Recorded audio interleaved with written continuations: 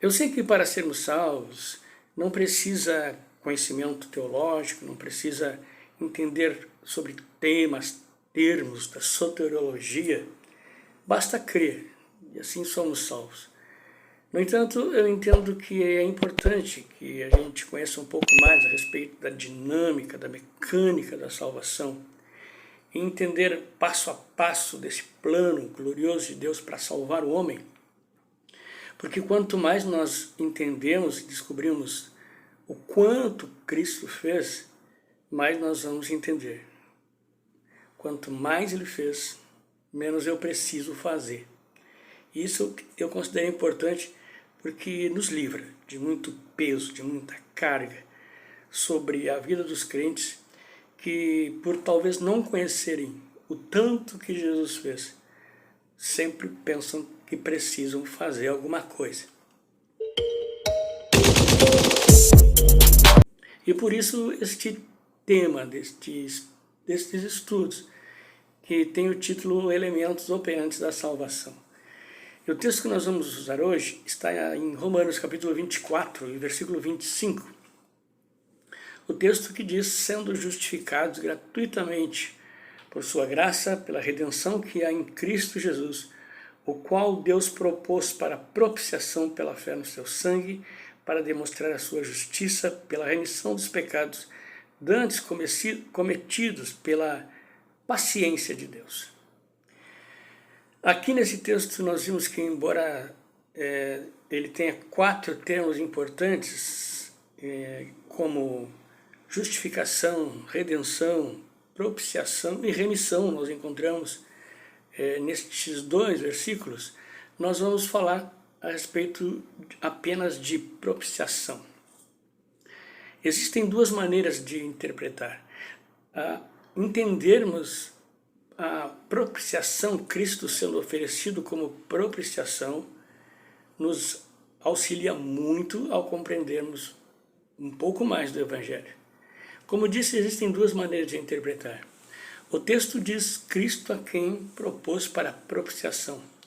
Esse termo para os judeus era muito familiar, porque lembrava o propiciatório. O propiciatório era a tampa que cobria a Arca da Aliança. No dia da expiação, que acontecia uma vez ao ano, o sumo sacerdote tinha autorização para entrar no Santo dos Santos. Neste dia, o sumo sacerdote apresentava a Deus sacrifícios anuais para expiação, tanto dele como o dos pecados do povo. E assim, o sumo sacerdote pegava o sangue de um novilho e espargia sobre a tampa da Arca da Aliança, que assim encobria, apaziguava, provia expiação pelos pecados do povo. Somente através da oferta de sangue que a condenação da lei poderia ser tirada e suas violações cobertas. Sendo assim, este texto aplicado a Jesus nos mostra que, como propiciatório, se entende que Jesus é a cobertura para o pecado por sua morte e pela sua ressurreição. A nossa fé nele, todos os nossos pecados são cobertos por seu sangue, nos livrando da condenação. E a outra interpretação é com base na palavra grega que Paulo utiliza para propiciação. A palavra grega para propiciação é hilasterion, e é o ato de aplacar, apaziguar a ira divina ou de um Deus que esteja irado e que, através de uma oferta, tem a sua ira aplacada.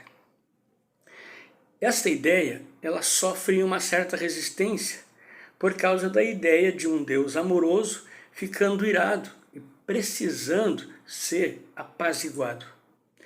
Neste caso, o significado de ao qual Deus propôs para a propiciação significa a conciliação da ira divina mediante uma oferta sacrificatória.